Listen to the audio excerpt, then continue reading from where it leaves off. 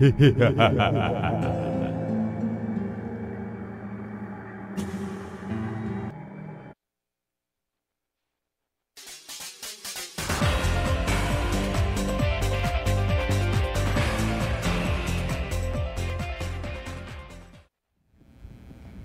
afternoon, Bluebirds. I am Maggie with Anna Lucy delivering your announcements. Congratulations to the Highlands Middle School cross-country team on an incredible performance at the regional meet last night. The 7th grade and 8th grade girls team won the region and crushed their competition.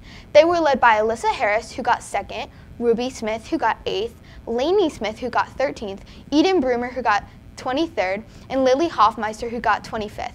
They ran out of their minds yesterday and brought the championship home for Highlands. The 7th and 8th grade boys team finished 3rd as a team.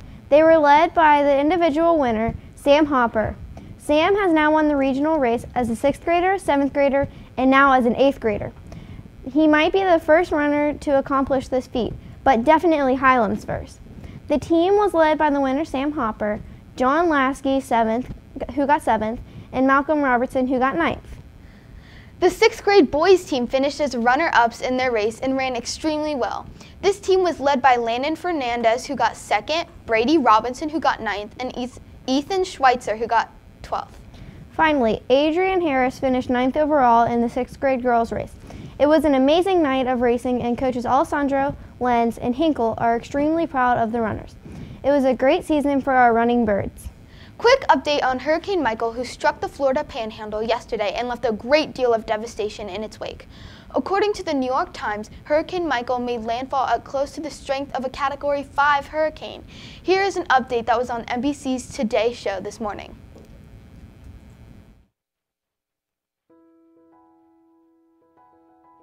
Good morning to you. I guess the first question, how bad was this?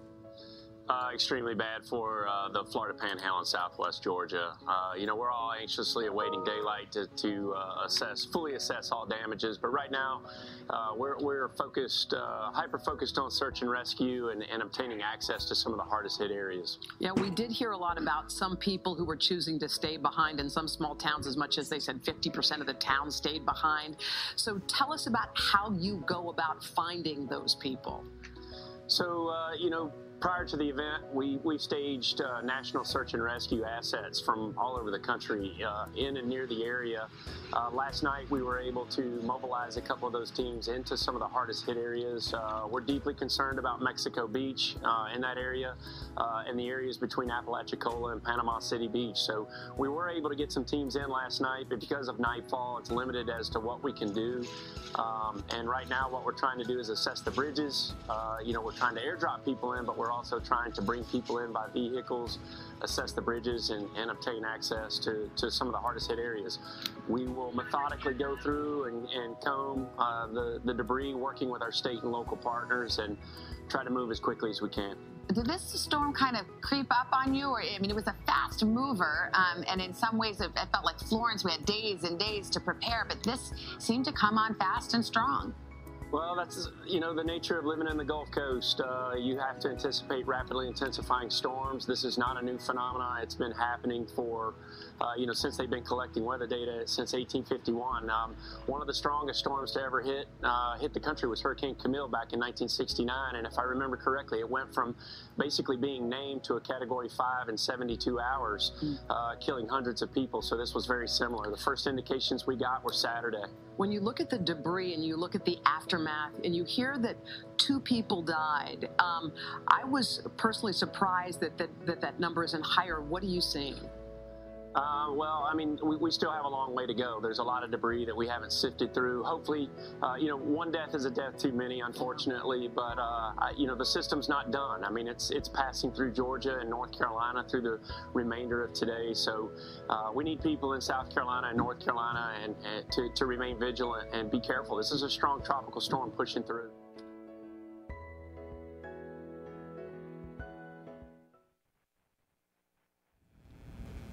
Unfortunately, recovering from this hurricane will take the Florida Panhandle years.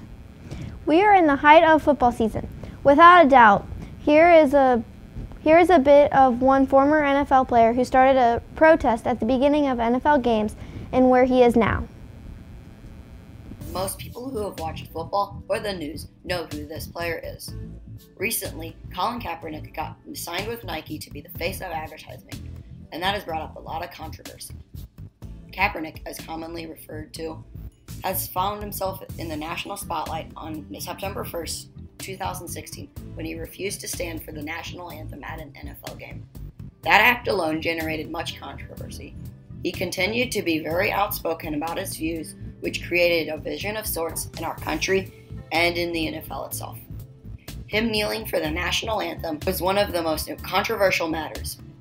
When interviewed about taking a knee at his NFL games, he said, "I'm not going to show pride in a flag for a country that oppresses black people and people of color. This is bigger than football, and it would be selfish on my part to look the other way. There are bodies in the street, and people are getting paid leave and getting away with murder." He said that he believed that kneeling was a way to protest the police brutality and the oppression against minorities.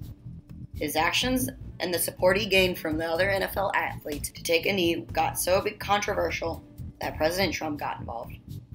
After the season was over, he lost most of his influence, but recently came back strong. Right before the 2018 season started, a big event happened with Nike.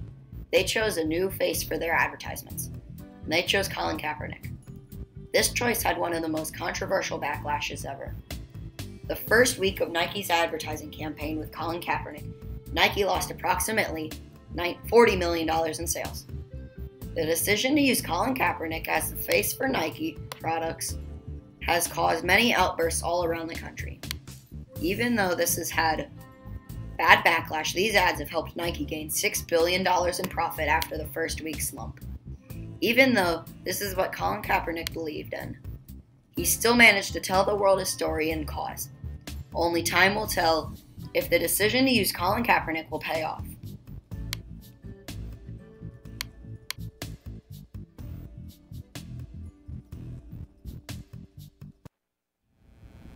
For lunch today, we will be having regular or buffalo chicken nuggets, mashed potatoes, and gravy and steamed corn. The alternate is chicken patty sandwiches. For lunch tomorrow, we will be having a taco bar with beef or pork carnitas, cilantro rice, and black beans. The alternate is a fiesta stick, which Mr. Feldman refers to as a party on a stick. Remember, you can always make yourself a salad or fresh fruit or add fresh fruit to your lunch. And now for today's quote of the day. Today's quote is, "All action results from thought, so it is the thought that matters." Have a great rest of your day, Bluebirds.